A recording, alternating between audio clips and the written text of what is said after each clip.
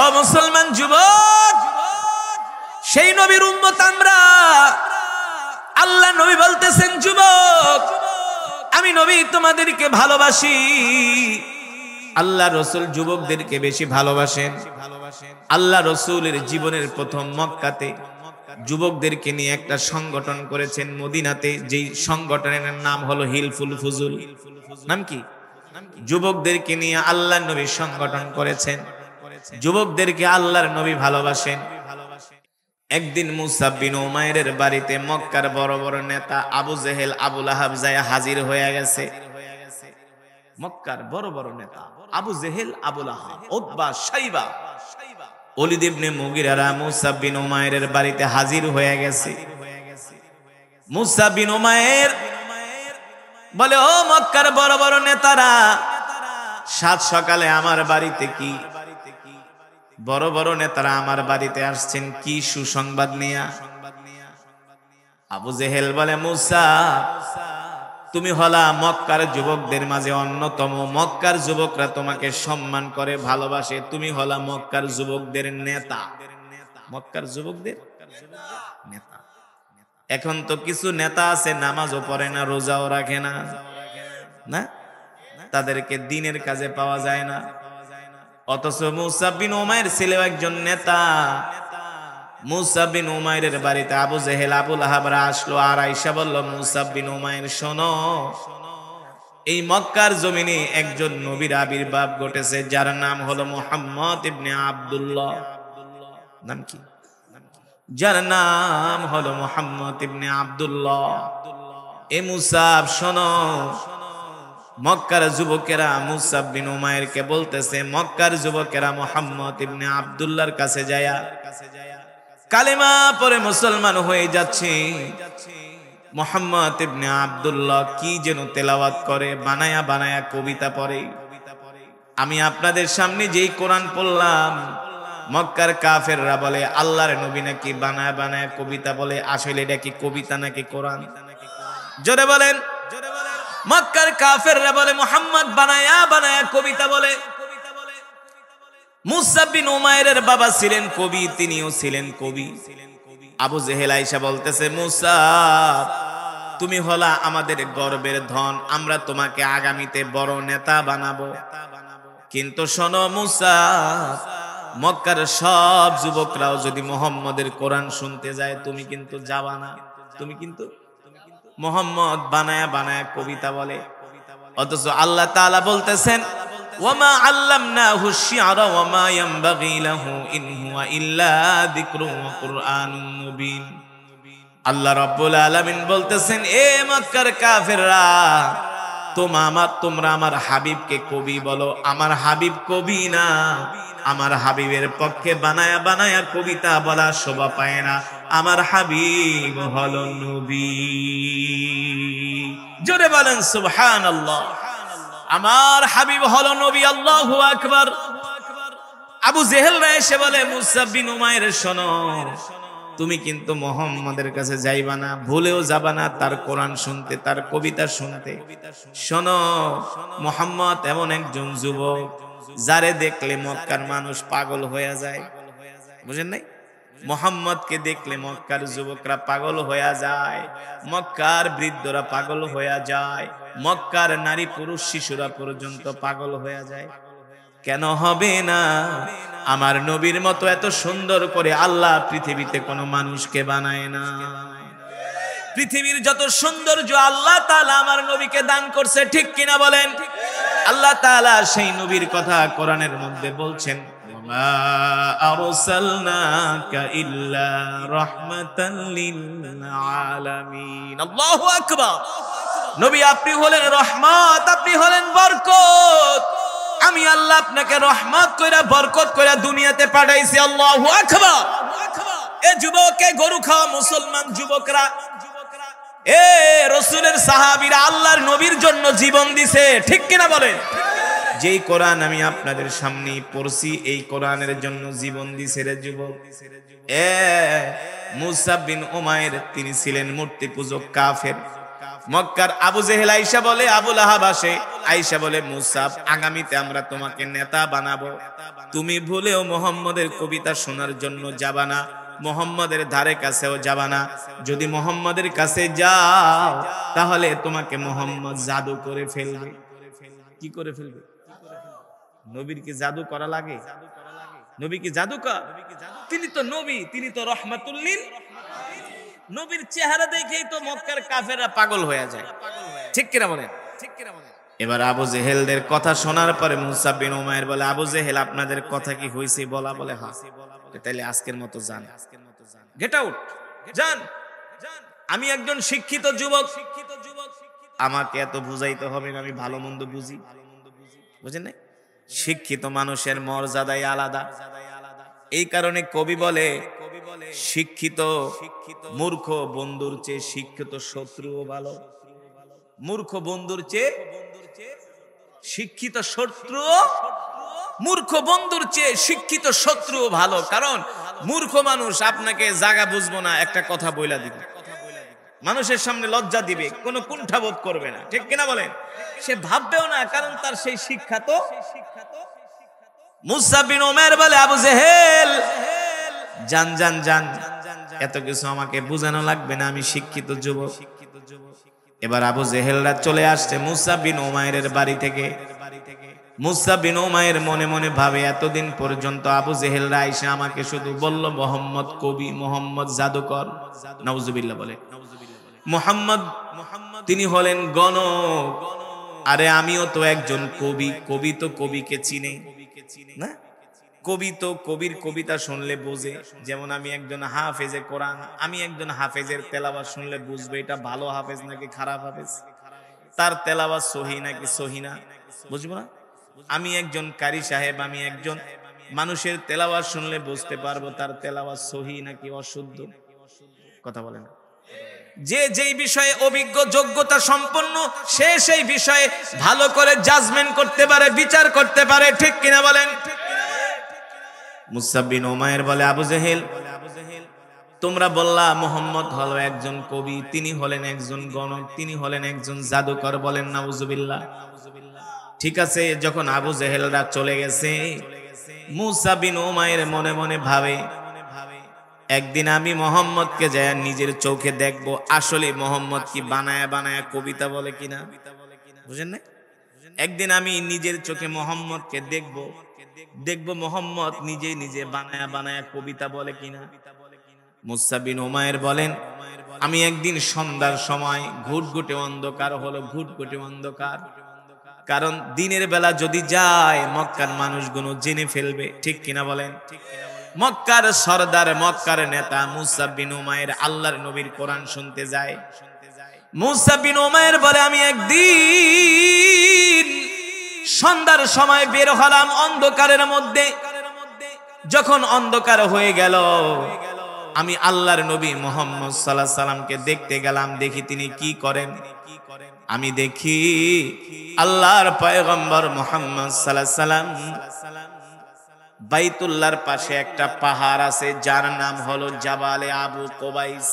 নাম কি? জাবালে আবু কুবাইস। ওই পাহাড়ের নিচে বসে আল্লাহর নবী কোরআন পড়ে আর সাহাবীদেরকে কোরআনের বাণী শোনায়। সুবহানাল্লাহ বলে। ওই পাহাড়ের নিচে বসে আল্লাহর নবী কোরআন পড়ে আর সাহাবীদেরকে কোরআন শোনায়, কোরআনের নসিহত করে আল্লাহর নবী। আল্লাহ তাআলা সেই কথাই কোরআনের মধ্যে বলছেন, ইন্না আনজালনা ইলাইকা যিকরা লিতুবাইয়িনা লিন-নাস। নবী গো, আমি আল্লাহ আপনার উপর যেই কোরআন নাজিল করেছি, এই কোরআন আমি মানুষের জন্য বয়ান করার জন্য, ওয়াজ করার জন্য নাজিল করছি। বলেন সুবহানাল্লাহ। তার মানে আপনাদের সামনে আমি যে ওয়াজ করতেছি, এই ওয়াজ 2 দিন ধরে, 1 বছর, 10 বছর, 20 বছর, 50 বছর, 100 বছর ধরে শুরু হয় নাই। আল্লাহ তাআলা প্রত্যেকটা নবীকে বক্তা বানায়া দুনিয়াতে পাঠাইছে।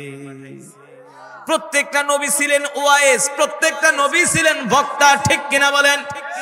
আল্লাহ তাআলা কোরআনুল কারীমের মধ্যে সে কথাই বলছেন, ইন্না আনজালনা ইলাইকা যিকরা লিতুবাইয়িনা লিন-নাস। নবী গো, আমি আল্লাহ আপনাকে যে কোরআন দিছি, এই কোরআন দিয়ে আপনি মক্কার মানুষদেরকে বয়ান করেন। কি করেন? বয়ান করেন, ওয়াজ করেন, ঠিক কিনা বলেন? আল্লাহ তাআলা যে কোরআন আল্লাহর নবীকে দিয়েছেন, এই কোরআন দিয়ে আল্লাহর নবী মক্কার মানুষদেরকে কোরআন পড়ে শোনান, ওয়াজ করে শোনান, বয়ান করে শোনান।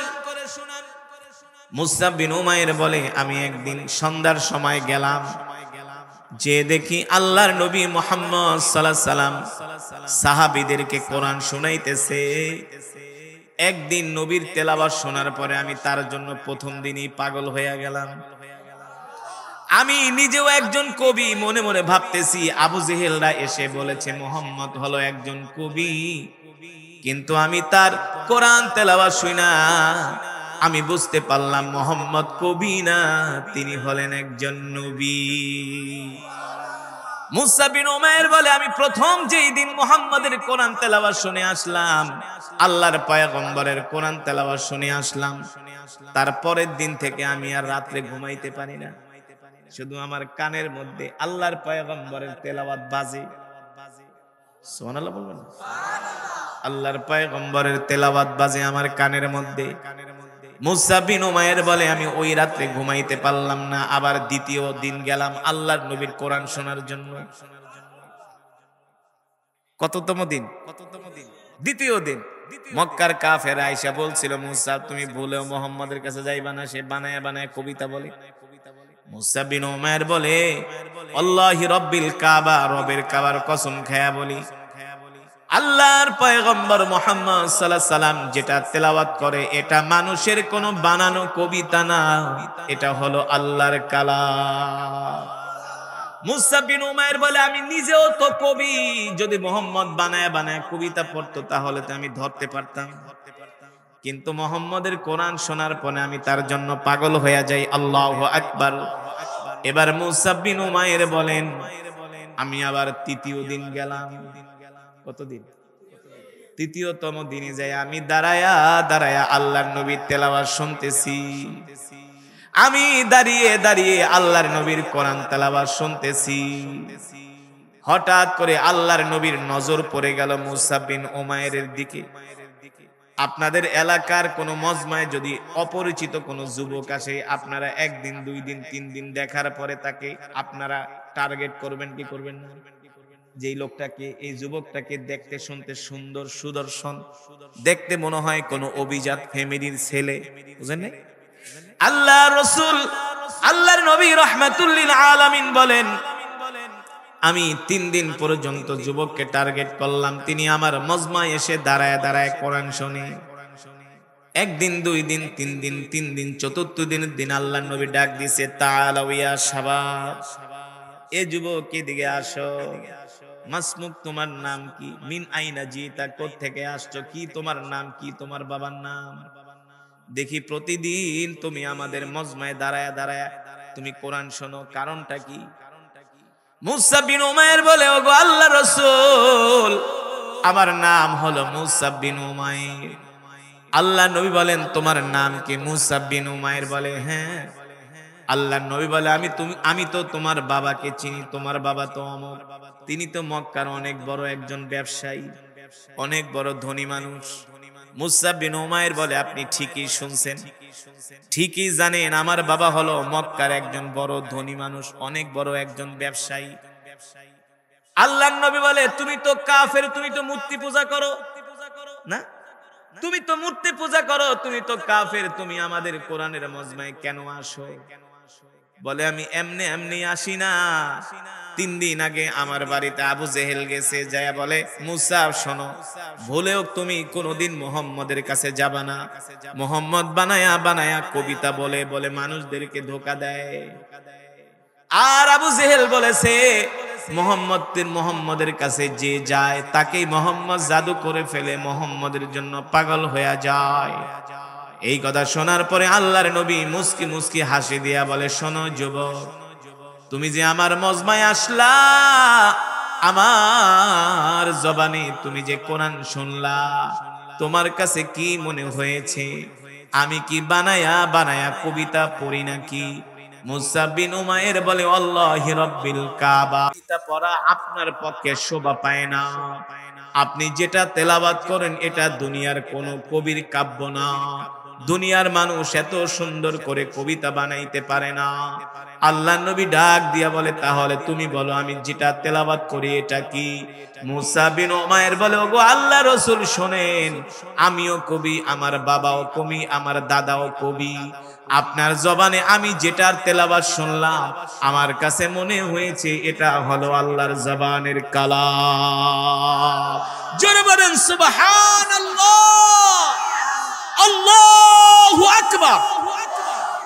মুসা বিন উমাইর বলে, আমার কাছে মনে হয়েছে এটা দুনিয়ার কোন মানুষের কবির কাব্য নয়, এটা হলো আল্লাহর জবানের কালাম। সুবহানাল্লাহ বলেন। আল্লাহ রাসূল বলে, যুবক সত্যি করে বলো তোমার কাছে কেমন লাগছে?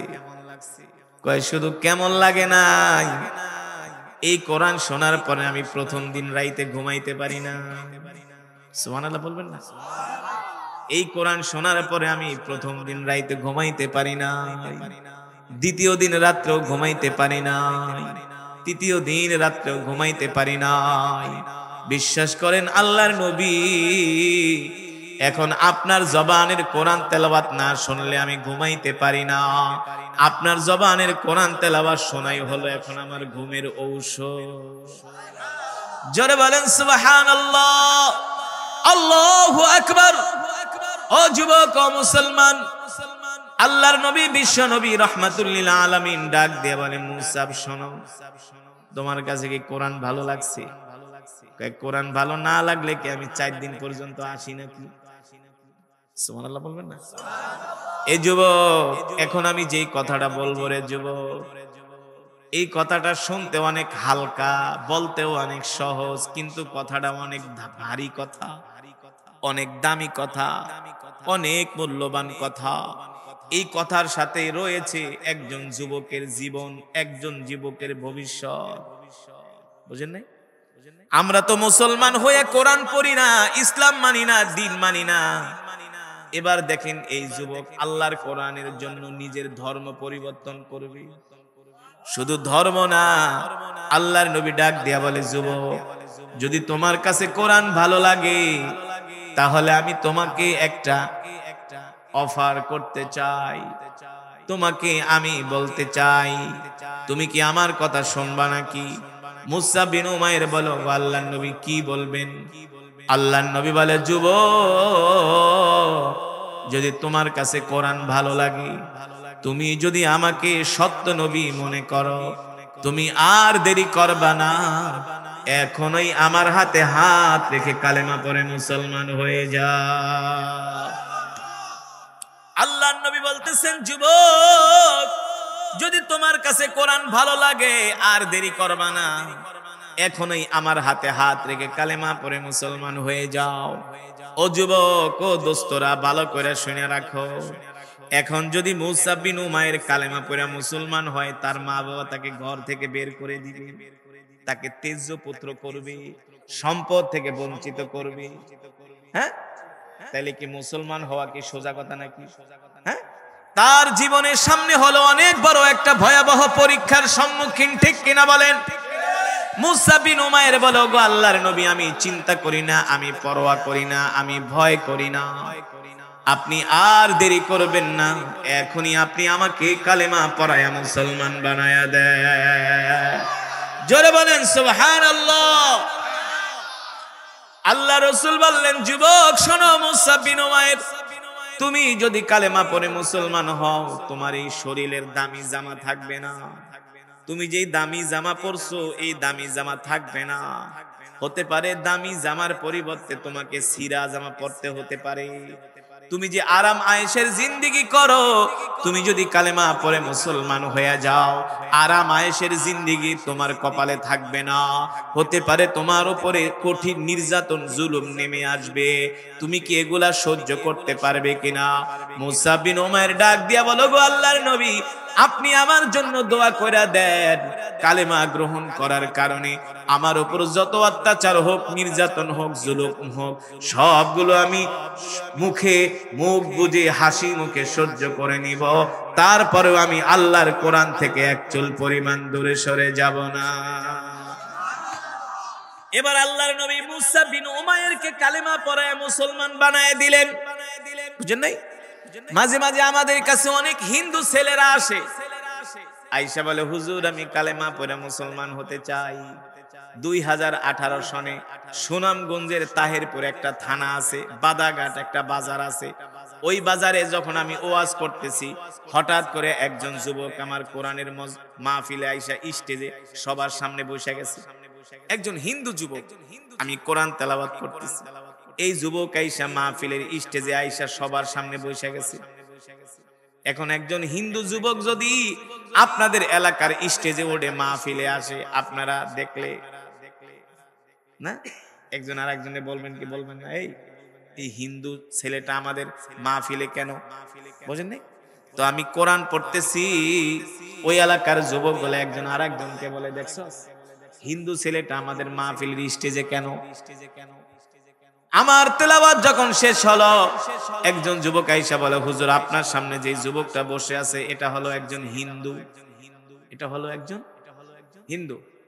তো আমার তেলাওয়াত শেষ হওয়ার পরে আমি জিজ্ঞেস করলাম ভাই তুমি আমাদের মাহফিলে কারণ কি, তুমি তো হিন্দু? বলে হুজুর আমি হিন্দু হতে পারি কিন্তু আমি লুকিয়ে লুকিয়ে পালিয়ে পালিয়ে মোবাইলের মধ্যে আমি কোরআন তেলাওয়াত শুনি, আপনার বয়ান শুনি হুজুর, অনেক বক্তাদের বয়ান শুনি, আমার কাছে কোরআন তেলাওয়াত এত ভালো লাগে আমি সিদ্ধান্ত নিয়েছি আপনার হাতে হাত রেখে আমি আজকেই কালেমা পড়ে মুসলমান হয়ে যাব। 2018 সনে সুনামগঞ্জের তাহেরপুর বাদাঘাট বাজার, একবারে বাংলাদেশের শেষ সীমান্ত। আমি যুবককে জিজ্ঞেস করলাম যুবক তুমি যে কালেমা পড়ে মুসলমান হইবা, মুসলমান হলে তো তোমার উপর অত্যাচার হবে, নির্যাতন হবে, জুলুম হবে।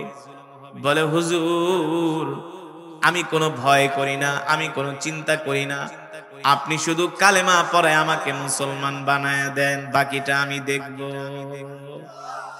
আমি বললাম যুবক তোমাকে যদি আমি এখন কালেমা পড়ায় মুসলমান বানায় দেই, আগামীকাল 71 টেলিভিশন আমার নামে নিউজ করব যে হুজুরে জোর করে মুসলমান বানাইছি, ঠিক কিনা বল?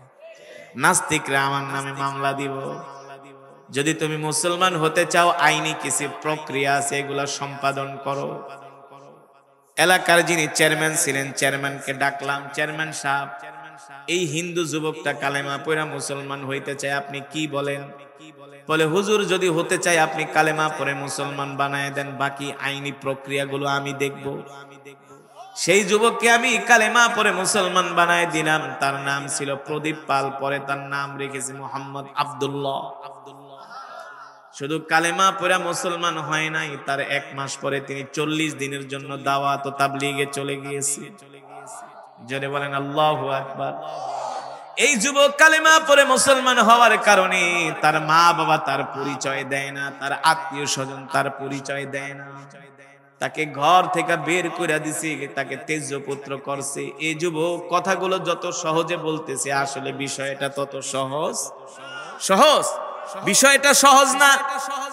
আল্লাহর নবী বিশ্ব নবী রাহমাতুল লিল আলামিন মুসা বিন উমাইরকে বলতেছেন মুসা আমি যদি তোমাকে কালেমা পড়ায় মুসলমান বানায় দেই, তোমার উপরে অত্যাচার হবে, নির্যাতন হবে, জুলুম হবে। এখন তোমার যেই দেহ দেহ সুন্দর শরীর গঠন আকৃতি এগুলো থাকবে না, এমনও হতে পারে তোমার উপর নির্যাতন হতে হতে তুমি তিলে তিলে শেষ হয়ে যাবে। মুসা বিন উমাইর বলে গো আল্লাহর নবী যতই কষ্ট হোক, আমার যতই ইমানি পরীক্ষা দিতে হোক না কেন, আমি ভয় করি না, আপনি আমাকে এখনই কালেমা পড়ায় মুসলমান বানায়া দেন। আল্লাহর নবী বিশ্ব নবী রাহমাতুল লিল আলামিন মুসা বিন উমাইরকে কালেমা পড়ায় মুসলমান বানায় দিলেন। সুবহানাল্লাহ বলেন, আরো জোরে বলেন আল্লাহু আকবার। এবার মুসা বিন উমাইর কালেমা পড়ে মুসলমান হওয়ার পরে এবার কি বলে শুনেন।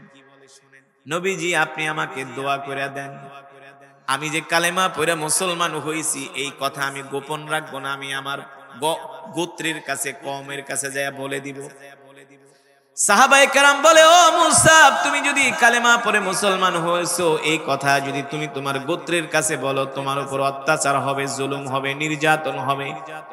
মুসা বিন উমাইর বলে ওগো আল্লাহর নবী, ওরা যদি মিথ্যা ধর্ম পালন করতে পারে আমি কেন সত্য ধর্ম পালন করতে পারবো না?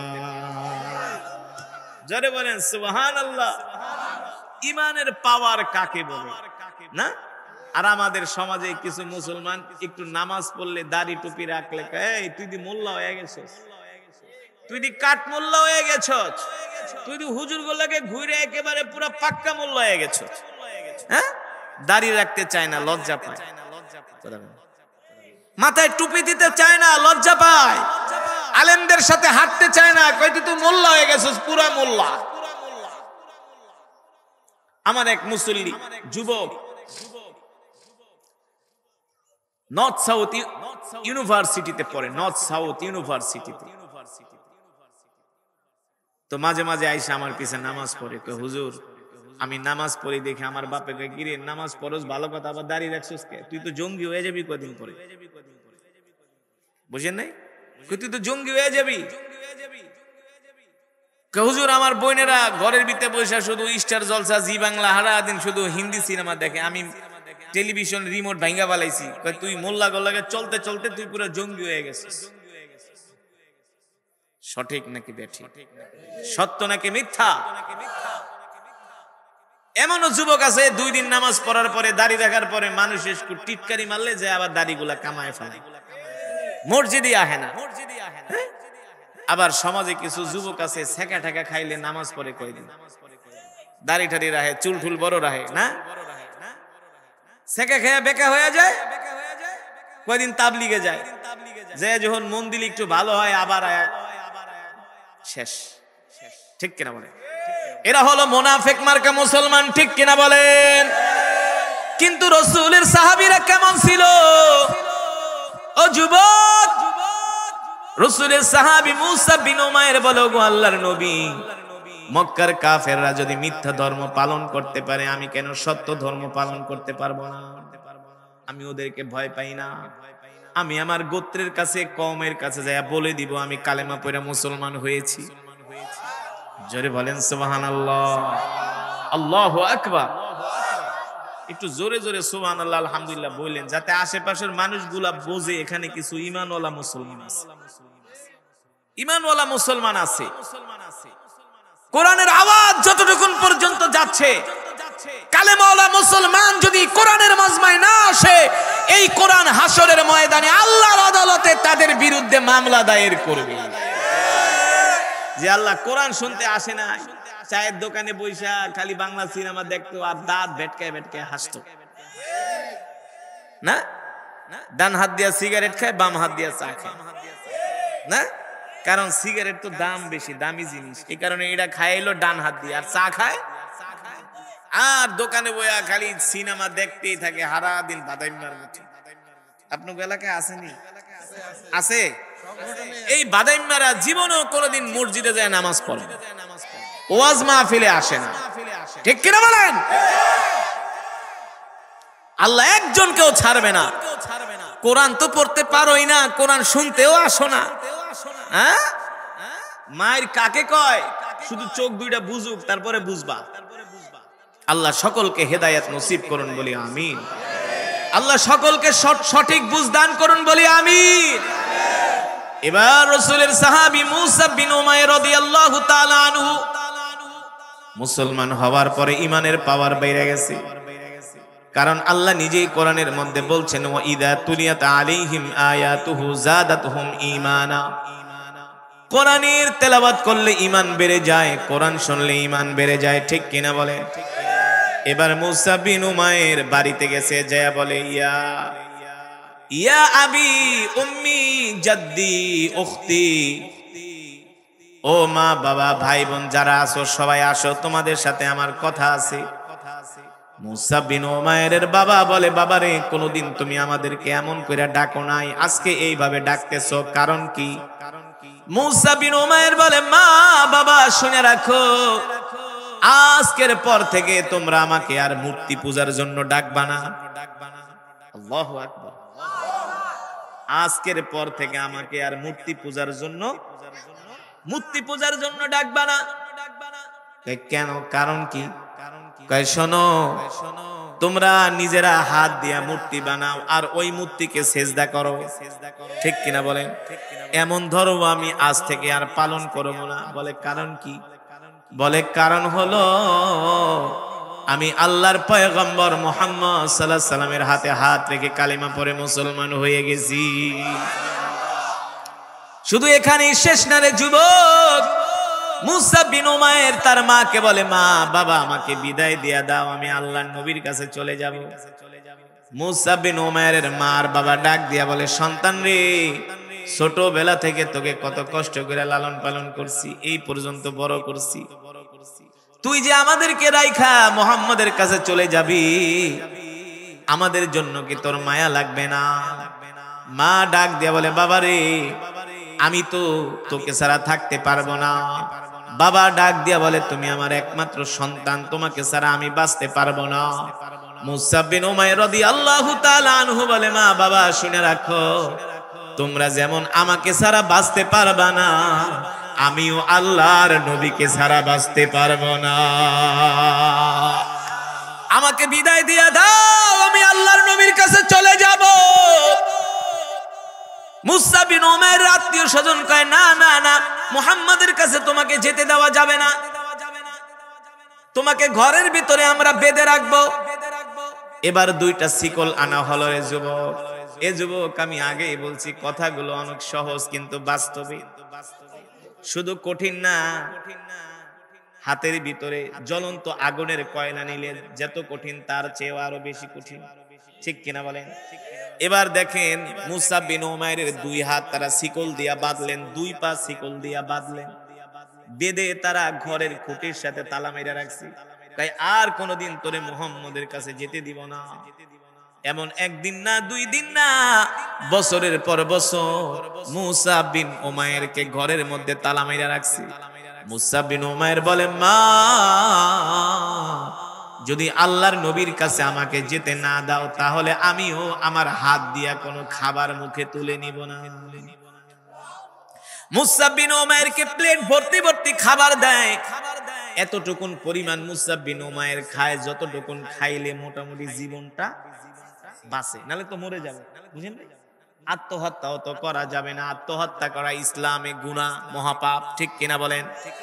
এবার মুসা বিন উমাইর, আপনি প্রতিদিন খান 2 প্লেট ভাত, সেই জায়গায় যদি আধা প্লেট খান, আস্তে আস্তে আপনার চেহারার অবস্থা কেমন হবে?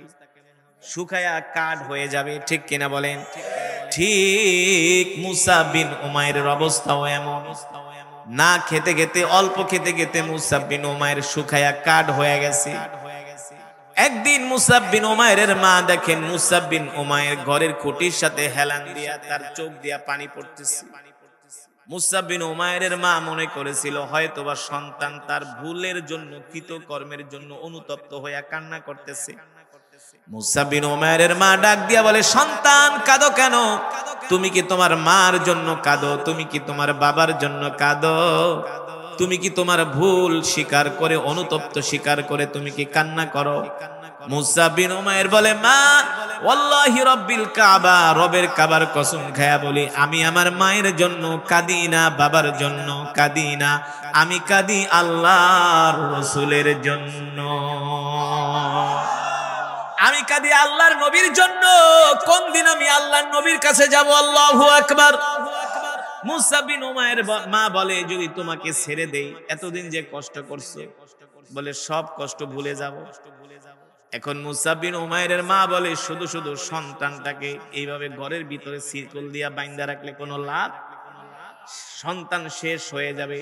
কোনো মাই চায় না তার সন্তান তিলে তিলে শেষ হয়ে যাক, ঠিক কিনা বলেন?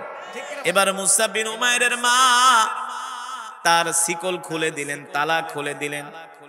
এবার মুসা বিন উমাইর তার মাকে জড়ায় ধরে বলে, মা, আমাকে বিদায় দিয়া দাও, আমাকে বিদায় দিয়া দাও মা। তুমি আমাকে 10 মাস 10 দিন গর্ভে ধারণ করে লালন করছো মা, তুমি আমাকে ভালোবাসো, আমিও তোমাকে ভালোবাসি, আল্লাহর কসম করে বলি, কিন্তু নবীর চেয়ে ভালোবাসি না। এই কথা বলে মুসা বিন উমাইর রাদিয়াল্লাহু তাআলা আনহু দৌড়ে আল্লাহ রাসূলের কাছে গেলেন। আল্লাহ নবী দেখা মুসা বিন উমাইরকে কান্না কইরা দিছে, কারণ আগের সেই চেহারা নাই, শরীর নাই, শুকায়া কাঠ হয়ে গেছে, শরীরের হাড্ডি গুলো জেগে গেছে। আল্লাহ নবী ডাক দিয়া বলে, এ মুসাব, তোমার এই অবস্থা কেন? মুসাব বিন উমাইর বলে, ও আল্লাহ নবী, আপনি না বলেছিলেন কালেমা গ্রহণ করলে, ইসলাম ধর্ম গ্রহণ করলে আমার উপরে নির্যাতন নেমে আসবে। নবী গো, দেখেন আমার মা বাবা আমাকে ঘরের মধ্যে শিকল দিয়ে আটকায় রাখছি। দেখেন, শিকল দিয়ে আটকায় রাখতে রাখতে আমার শরীরের মধ্যে দাগ পড়ে গেছে। আমি না খেতে খেতে আমার শরীর শুকায় গেছে। ওগো আল্লাহর নবী, এত কষ্ট করছি, আমার কোনো আফসোস নাই, আমার কোনো দুঃখ নাই। আপনার চেহারা দেখার পরে আমি সব দুঃখগুলো ভুলে গিয়েছি। আপনার চেহারা দেখার পরে আমি সব দুঃখ ভুলে গেছি। আল্লাহর নবী মুসাব বিন উমাইরকে আদর কইরা, একটু সামনে আগে আগে বসেন। আল্লাহর নবী মুসাব বিন উমাইর রাদিয়াল্লাহু তাআলা আনহুকে বুকের ভিতরে জড়ায় ধরলেন আর সাহাবীদেরকে বললেন, যাও যাও, আমার সাহাবীকে সুন্দর করে গোসল করাও, নতুন জামা পরিধান করাও। সাহাবী মুসাব বিন উমাইর রাদিয়াল্লাহু তাআলা আনহুকে নতুন সুন্দর করে গোসল করানো হলো, নতুন জামা পরিধান করানো হলো। এবার আল্লাহর নবী বলে, মুসাব বিন উমাইর, তুমি আর মক্কায় থাকবা না, তুমি মক্কা থেকে মদিনায় চলে যাও। কারণ তুমি মক্কায় থাকলে তোমার আত্মীয় স্বজনরা তোমাকে কষ্ট দিবে, এই কারণে তুমি মদিনায় চলে যাও। আমিও আর কিছুদিন পরে মদিনায় আসতেছি।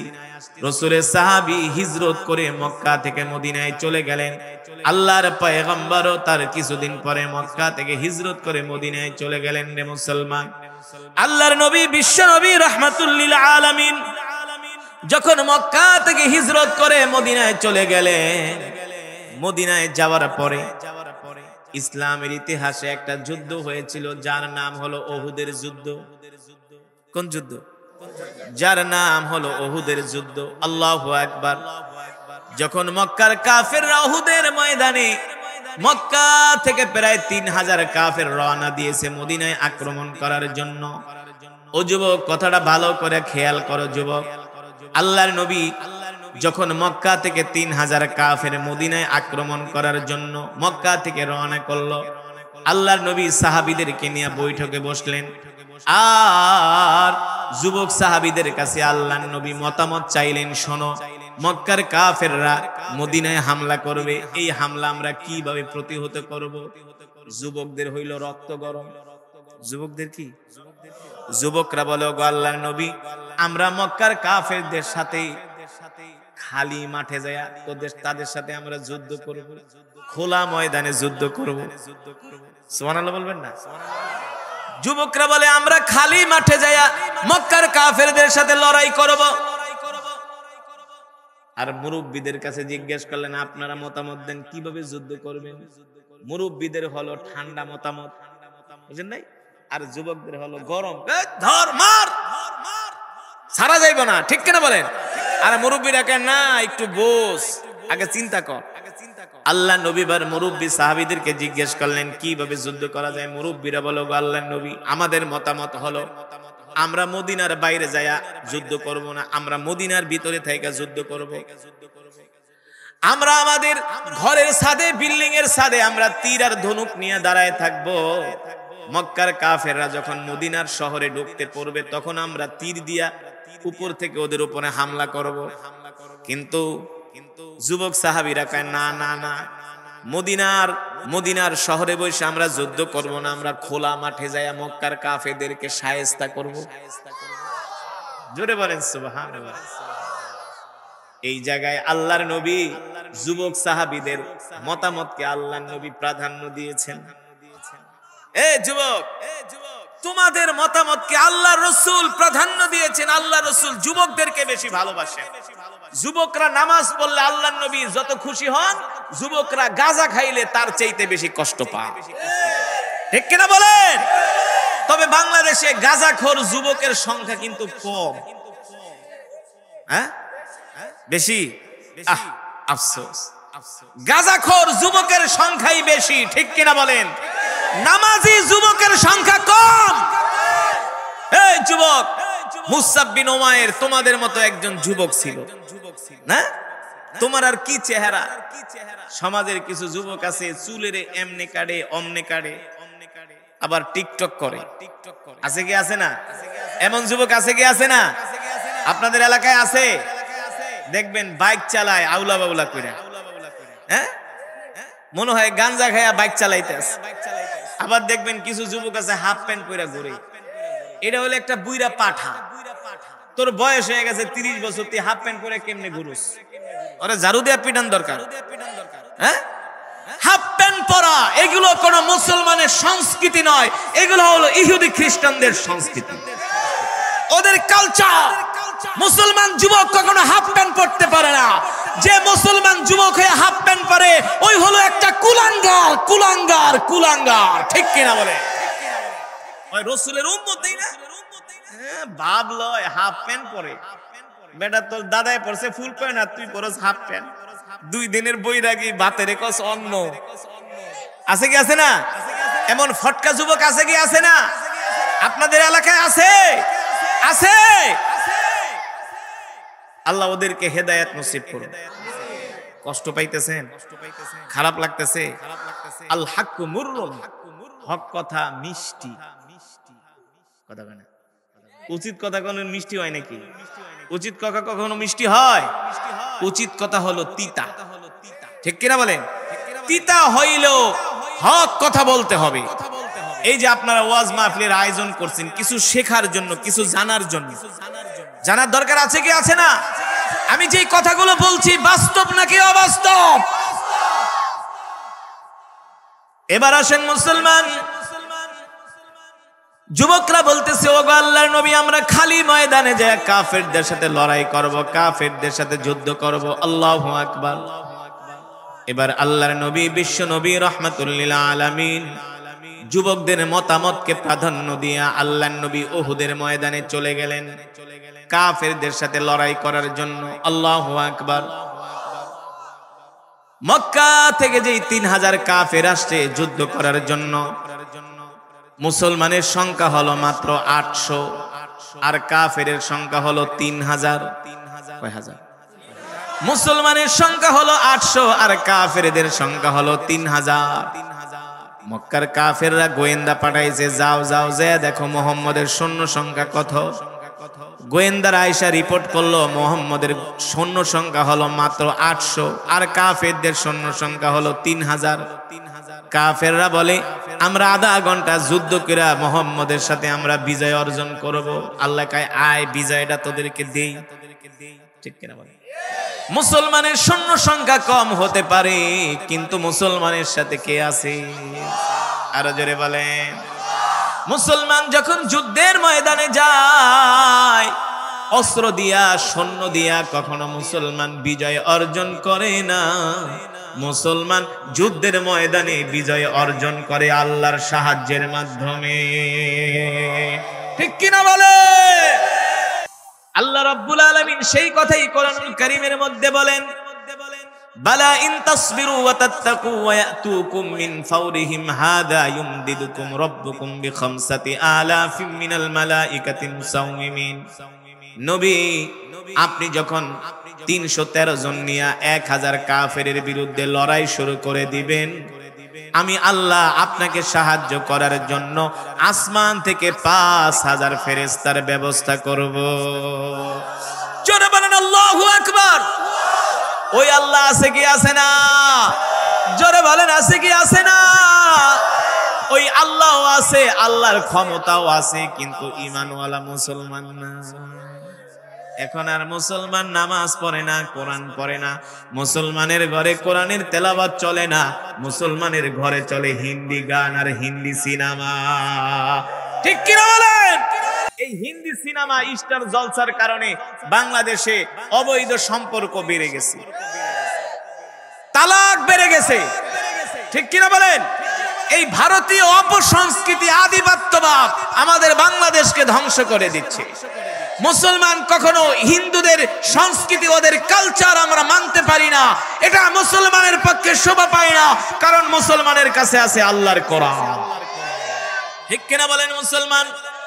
এবার আল্লাহর নবী, বিশ্ব নবী রাহমাতুল লিল আলামিন, মনে আছে নাকি উহুদের যুদ্ধে মুসলমানের সংখ্যা কত? 800। কাফেরের সংখ্যা মাশাআল্লাহ। প্রথম আইসা মাহফিলটা দেখা মনে করছিলাম ভাঙ্গাচুরা মাহফিল, এখন দেখি শ্রোতাগুলো অনেক স্ট্রং।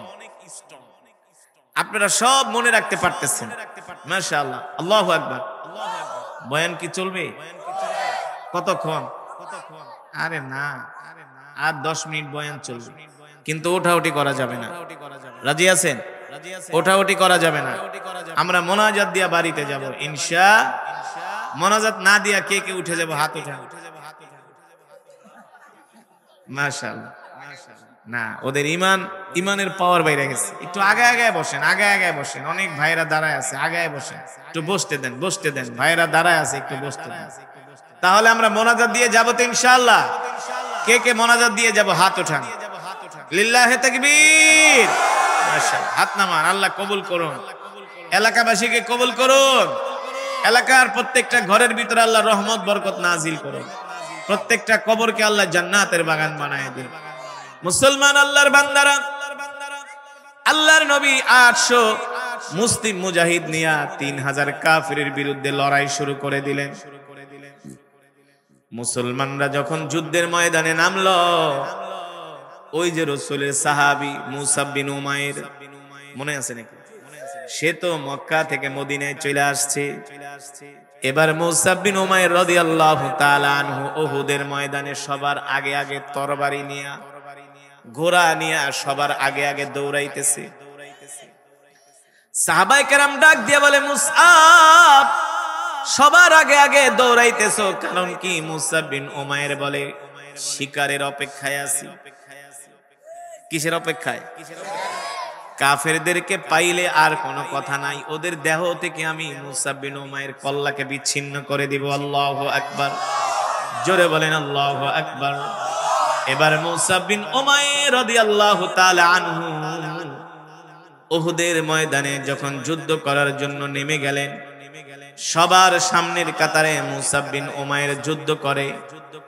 মুসাব বিন উমাইর রাদিয়াল্লাহু তাআলা আনহু যুদ্ধ করতে করতে এক পর্যায়ে মুসাব বিন উমাইর রাদিয়াল্লাহু তাআলা আনহু শহীদ হয়ে যায়। যখন যুদ্ধ শেষ হয়ে যায়, আল্লাহর নবী বিশ্ব নবী রাহমাতুল লিল আলামিন সাহাবায়ে কেরামদেরকে বলেন, ও সাহাবীরা, যাও যাও, আমার কোন কোন সাহাবী শহীদ হয়েছে তাদের লাশগুলো আমার কাছে নিয়ে আসো। এক এক করে আল্লাহ রাসূলের কাছে সাহাবীদের লাশগুলো আনা হলো। দেখা গেল মুসাব বিন উমাইরের লাশটাও আল্লাহ রাসূলের কাছে আনা হলো।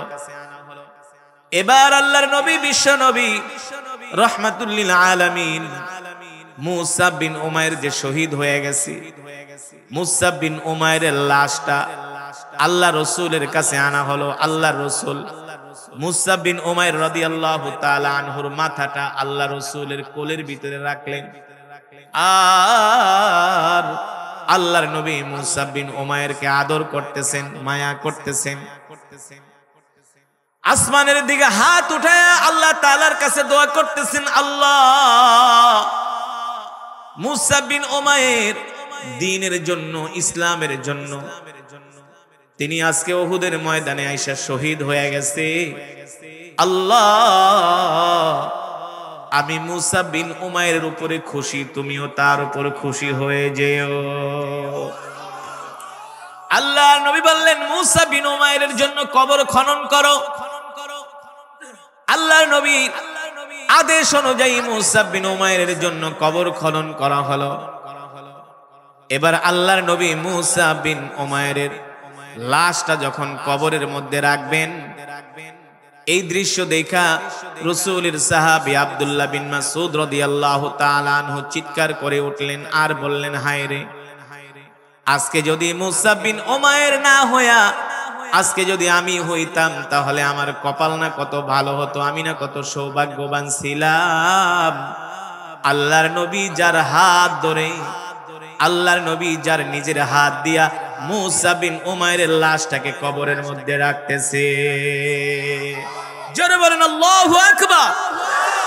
ও মুসলমান যুবক, সেই নবীর উম্মত আমরা।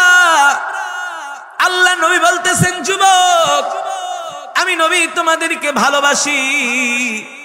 আল্লাহ রাসূল যুবকদেরকে বেশি ভালোবাসেন। আল্লাহ রাসূলের জীবনের প্রথম মক্কাতে যুবকদেরকে নিয়ে একটা সংগঠন করেছেন মদিনাতে, যেই সংগঠনের নাম হলো হিলফুল ফুজুল।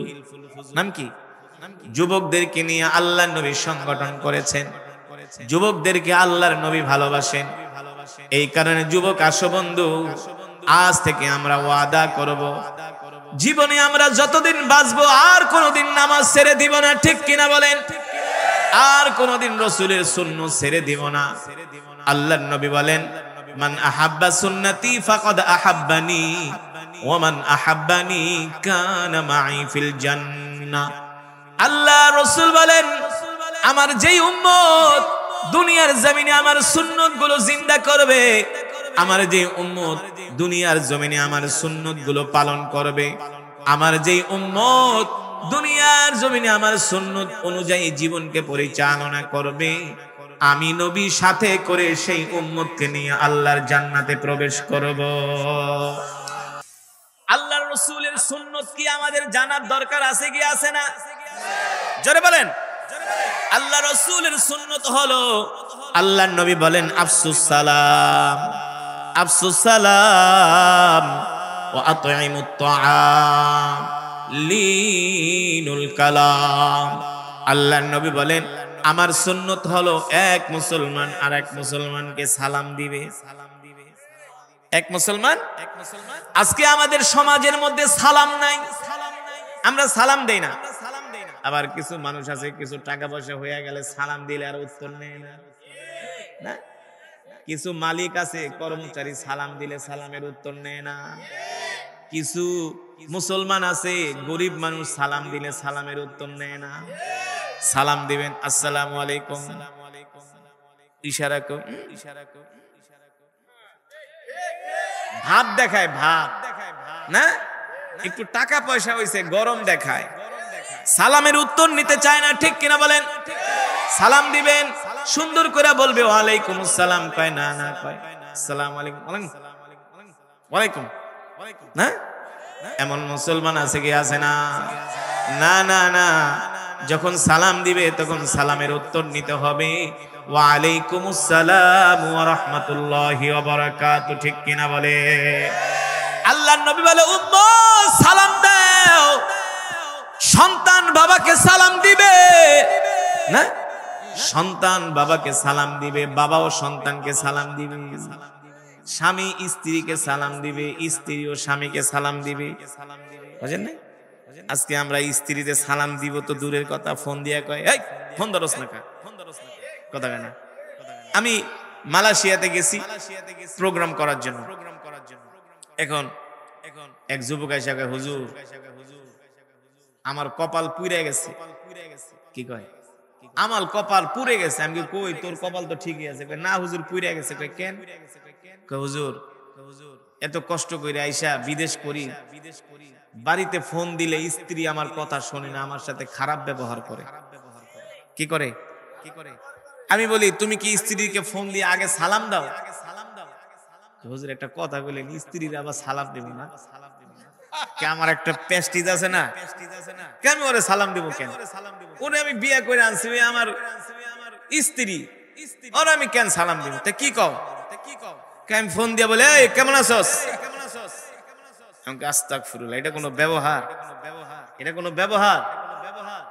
আমি বলি, শোনো, তোমাকে আমি একটা প্রেসক্রিপশন দিয়ে যাচ্ছি, তুমি আজকে থেকে স্ত্রীকে ফোন দিয়ে আগে সালাম দিবা, আসসালামু আলাইকুম, সালাম দিবা।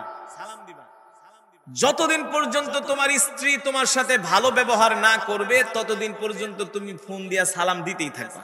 তুমি ফোন দিলে আগে সালাম দিবা। কি করবা?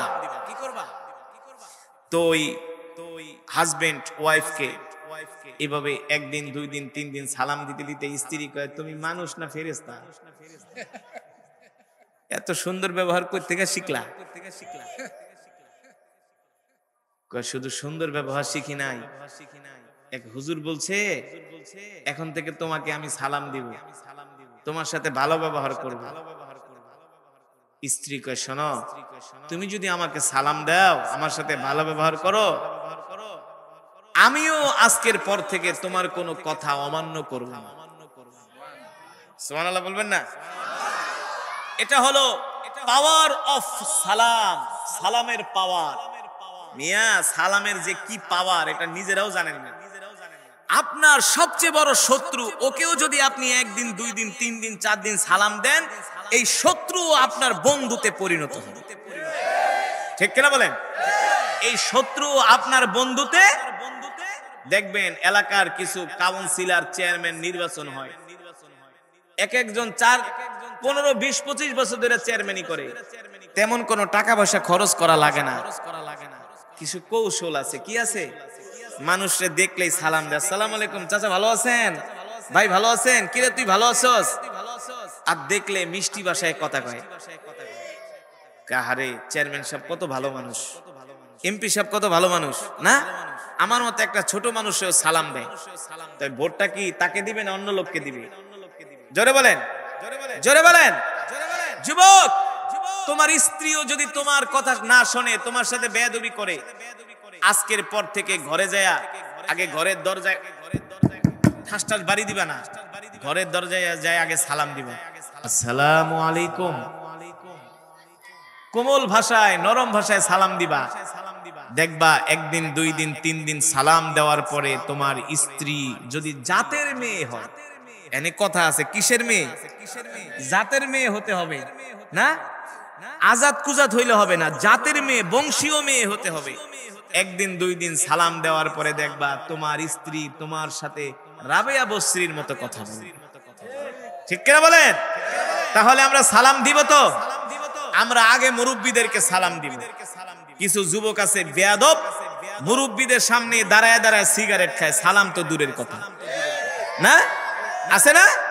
যেই যুবক মুরব্বীদের সামনে দাঁড়ায় দাঁড়ায় সিগারেট খায়, মুরব্বীদেরকে সালাম দেয় না, এটা কোনো মুসলমানই হইতে পারে না। তোরা ঠিক কসকে, তোরা বড় হয়ে তোরাও সালাম দিবি, ঠিক আছে? মাশাআল্লাহ, আল্লাহ কবুল করুন। তাহলে আমরা সালাম দিব তো ইনশাআল্লাহ। এবার আসেন দ্বিতীয় নম্বরে, আল্লাহর নবী বলেন আতঈমুত তুআম, ক্ষুধার্তদেরকে খাওয়াও, এতিমদেরকে খাওয়াও, গরিবদেরকে খাওয়াও, গরিব মানুষদেরকে ঘাড় ধাক্কা দিও না। মুসলমান, আসমান কার, জমিন কার? কোরআনে আছে কি আছে না? আল্লাহ তাআলা নিজেই বলছেন, আলা লাহুল খালকু ওয়াল আমর, তাবারাকাল্লাহু রাব্বুল আলামিন। নবী আপনি বলে দেন, যে কোরআন আমি আপনার উপর নাজিল করেছি, এই কোরআন তেলাওয়াত করলে মক্কার কাফেররা কোরআনের তেলাওয়াতে বাধা দেয়। ঠিক কিনা বলেন? যেই কোরআন আমি আপনাদের সামনে তেলাওয়াত করেছি মুসলমান, আল্লাহর নবী, বিশ্ব নবী, ইমামুল আম্বিয়া, সাইয়্যিদুল মুরসালিন, খাতামুন নবিয়্যিন, আকায়ে নামদার, তাজদারে মদিনা, মাহবুবে কিবরিয়া, জিগারগো সেই আমেনা, মানবতার মুক্তির দিশারি, মানবতার মুক্তির সনদ, আপনার আমার কলিজার টুকরা বিশ্ব নবী রাহমাতুল লিল, মাশাআল্লাহ, আমাদের নবী হলো রাহমাতুল লিল আলামিন। ঠিক কিনা বলেন? আল্লাহর রাসূল বিশ্ব নবী, নবীর উপরে আল্লাহ তাআলা কোরআন নাজিল করেছেন। আর আল্লাহ তাআলা বলেছেন, ওয়া নুনাজ্জিলু মিনাল কুরআনি মা হুয়া শিফাউ ওয়া রাহমাতুল লিল মুমিনিন ওয়া লা ইয়াজিদুয যালিমিনা ইল্লা খাসারা। ও নবী, আমি আল্লাহ আপনার উপর যে কোরআন নাজিল করেছি, এই কোরআন আমি মানুষের হেদায়েতের জন্য নাজিল করেছি। ঠিক কিনা বলে? মানুষের মুক্তির জন্য আমি আল্লাহ কোরআন নাজিল করেছি। ও মুসলমান, ও যুবক, এই কোরআনের জন্য আল্লাহর নবী তায়েফের ময়দানে রক্ত দিয়েছেন। ঠিক কিনা বলেন? এই কোরআনের জন্য আল্লাহর নবী উহুদের ময়দানে রক্ত দিয়েছেন। কিন্তু আজকে সেই মুসলমানরা আল্লাহর কোরআন পড়তে জানে না। না, মুসলমান কোরআন তো পড়তে জানে না, কোরআনের মজমায়ও আসে না। মুসলমানদেরকে পাওয়া যায় বিড়ি খাওয়ার আড্ডায়, গাঁজা খাওয়ার আড্ডায়, ফেন্সি ডিলের আড্ডায়, জুয়া খেলার আড্ডায়। কথা কন, সত্য নাকি মিথ্যা? আপনাদের এলাকার মুসলমানের কি সবগুলার কি জ্বর? ঘরের ভিতরে বসে রয়েছে গে। এত সুন্দর কোরআনের মাহফিল হচ্ছে, এই মাহফিলে যদি না আসে, কাল হাসরের ময়দানে আল্লাহর কাছে, আল্লাহর আদালতে জবাব দিতে হবে। ঠিক কিনা বলেন? এই সমাজে কিছু মুসলমান আছে, ওরা আবু জেহেলের চেয়ে নিকৃষ্ট। আবু জেহেল কাফের হইয়া আল্লাহর কোরআন শোনার জন্য রাত 3টা বাজে বাইতুল্লাহ যাইতো। কয়টা? এখন বাজে কয়টা? হ্যাঁ, আবু জেহেল রাত 3টা বাজে না ঘুমায়া আল্লাহর নবীর কোরআন শোনার জন্য কাবা শরীফে যাইতো। ঠিক কিনা বলেন? আল্লাহর নবী নিজে কোরআন পড়তেন, রাত 3টা বাজে আবু জেহেল না ঘুমায়া কোরআন শোনার জন্য বাইতুল্লাহ যেত। আর বর্তমানের কালেমা পড়া মুসলমানরা কোরআনের মজমায় আসে না, তাদেরকে মসজিদে নামাজে পাওয়া যায় না। আল্লাহ কি ছাড়বে? 31 নাইট পালন করতে পারো, রাত 3টা 4টা পর্যন্ত জেগে জেগে ডেকসেট বাজায়া। মিথ্যা বানায় বলছি। গায়ে হলুদের অনুষ্ঠান পালন করতে পারো মুসলমান, আর কোরআনের মজমায় আসতে পারো না। শুধু চোখ দুইটা বন্ধ হোক, দেখবা কত ধানে কত চাউল মায়ের কারে কয়। ফেরেশতার মায়ের একটাও মাটিতে পড়বে না। ঠিক কিনা বলেন? এ মুসলমান, অথচ এই কোরআনের জন্য রাসূলের সাহাবীরা কত কষ্ট করেছেন, কাফেরদের নির্যাতন সহ্য করেছেন। ঠিক কিনা বলেন? কাফেরদের নির্যাতন সহ্য করেছেন, জুলুম অত্যাচার সহ্য করেছেন আল্লাহর কোরআনের জন্য।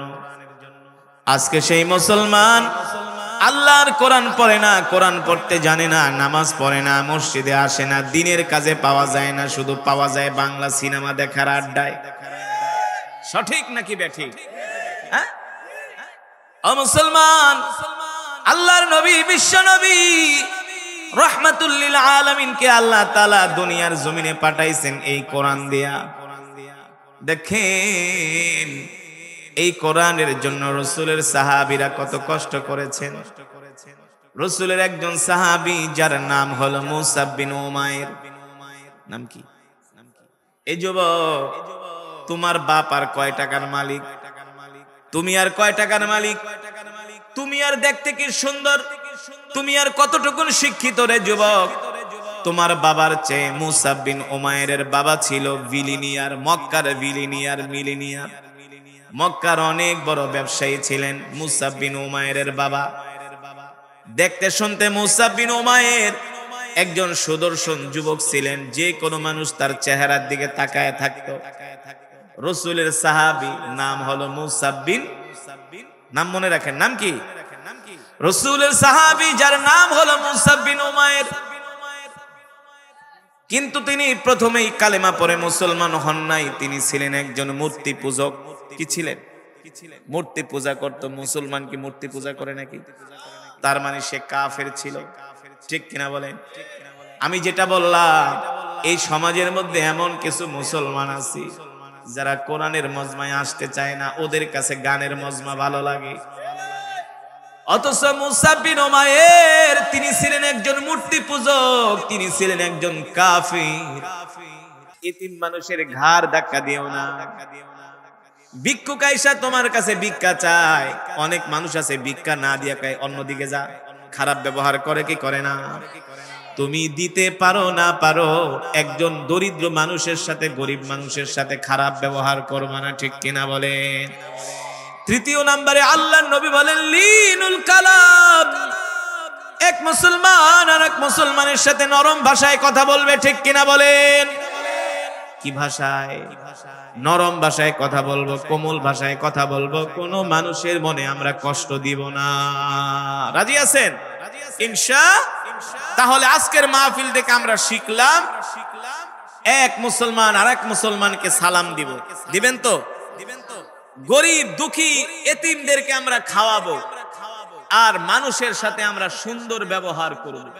কোন মানুষের মনে কষ্ট, কোন বাড়িওয়ালা কোন ভাড়াটিয়াকে তুচ্ছ তাচ্ছিল্য করবে না। কিছু ছোট লোক বাড়িওয়ালা আছে, ছোট লোক ভাড়াটিয়াকে মানুষই মনে করে না, গরু ছাগল মনে করে। হ্যাঁ, তাই বলে মনে করেন না যে হুজুর আপনি কি ভাড়াটিয়া। না, আমরাও বাড়িওয়ালা ঢাকা শহরের, কিন্তু আমরা ভাড়াটিয়াকে নিজের আপন ফ্যামিলির মতো মনে করি। ভাড়াটিয়াকে যখন বাড়ি ভাড়া দেই তখন বলি শোনেন, এই বাড়িটা বানাইছি আমি, কিন্তু বাড়ির মালিক আপনি। এখন আপনার বাড়িতে আপনি কিভাবে থাকবেন আপনি নিজে ভালো বুঝেন। এই কথা যখন আপনি একজন ভাড়াটিয়াকে বলবেন, তার হৃদয়টা অনেক বড় হয়ে যাবে, ঠিক কিনা বলেন? তখন দেখবেন আপনার ওই ভাড়াটিয়া ওই বাড়িকে নিজের বাড়ি মনে করবে।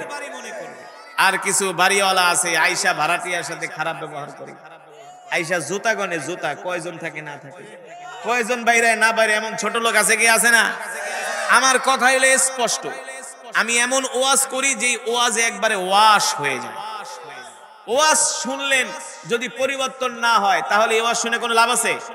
আমি যে বললাম লিনুল কালাম, এটা আমার কথা না, আল্লাহ রাসূলের হাদিস। আমরা মানুষের সাথে নরম ভাষায় কথা বলবো, মানুষকে কষ্ট দিব না ইনশাআল্লাহ। মানুষের সাথে আমরা ইনসাফ করব ইনশাআল্লাহ। আল্লাহ তাআলা আমাদের তৌফিক দান করুন।